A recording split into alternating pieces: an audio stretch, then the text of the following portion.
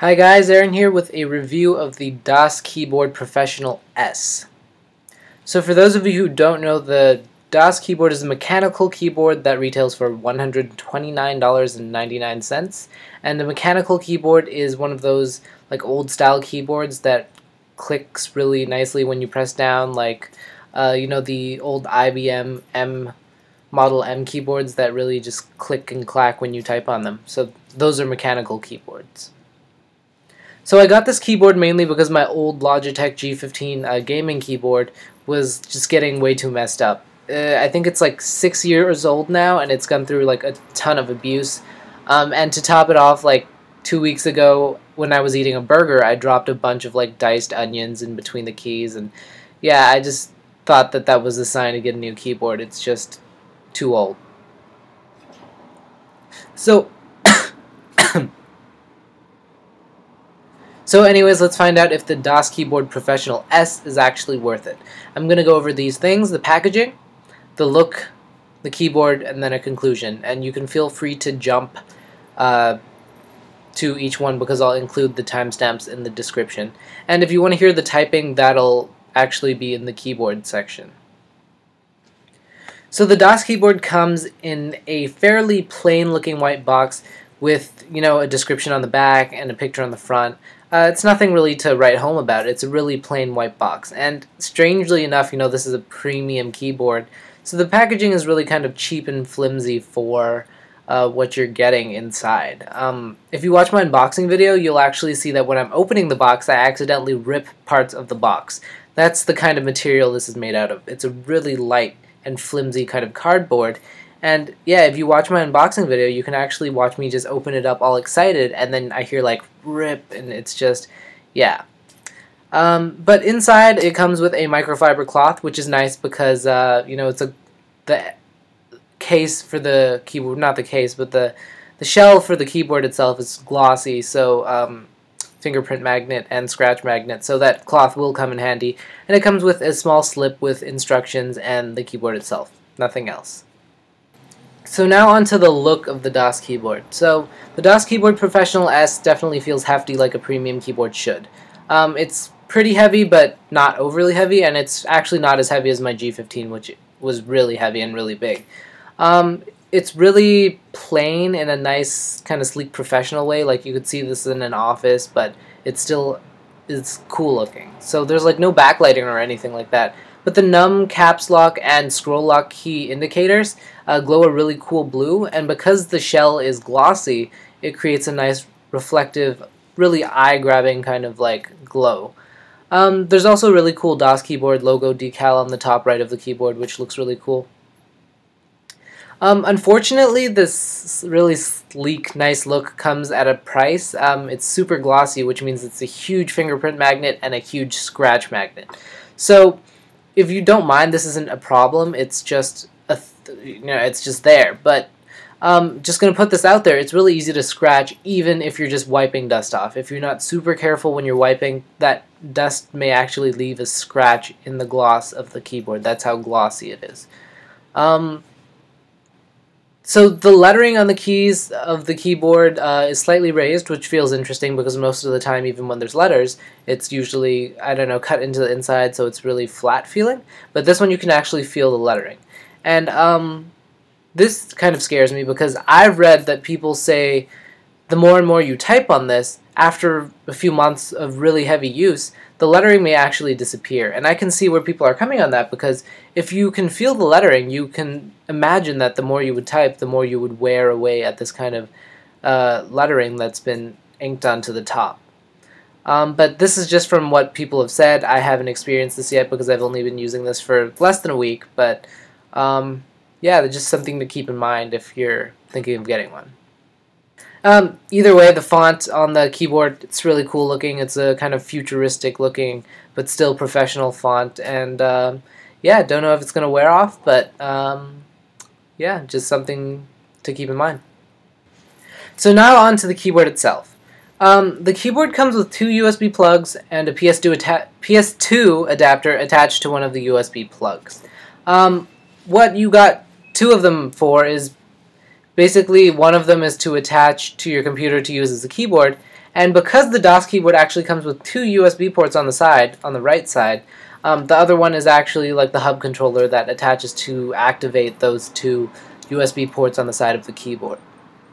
So if you decide to attach your Daskeyboard via PS2 controller, you'll have full N-key rollover. And what N-key rollover is, you can press as many keys as you want without it ghosting. So you can try this on your keyboard right now. If you press too many keys at once, not all of the keys are going to appear. Only the first few ones you pressed will appear. So what N-key rollover allows you to do is press as many as you want at once.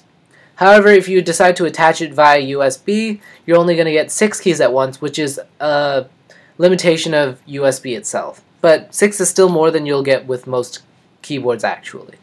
And in what I've seen, even in gaming, you don't press more than 2 or 3 keys at the exact same time. So this isn't really an issue, and even if you have all of your keys on the keyboard pressable at once, you're not going to press them all at once. So it's a cool thing to have, but doesn't really make much of a difference.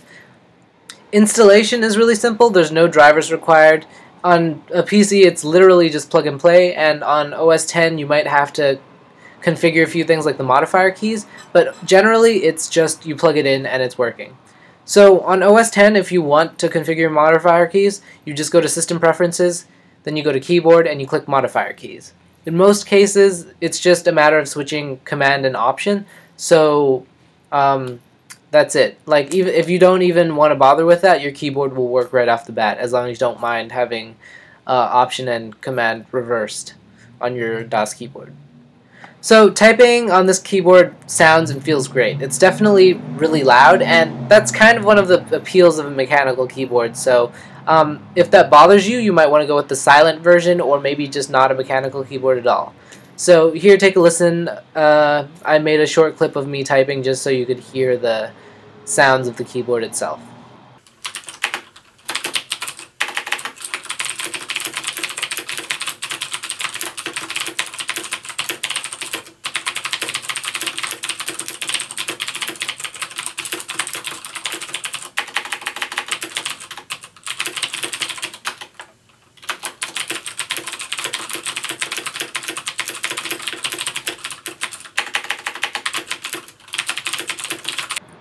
So that to me is a beautiful sound. Typing feels really great, and you can really feel when a key is pressed, because like you can feel the switch buckling under the key, and you just know when it's pressed.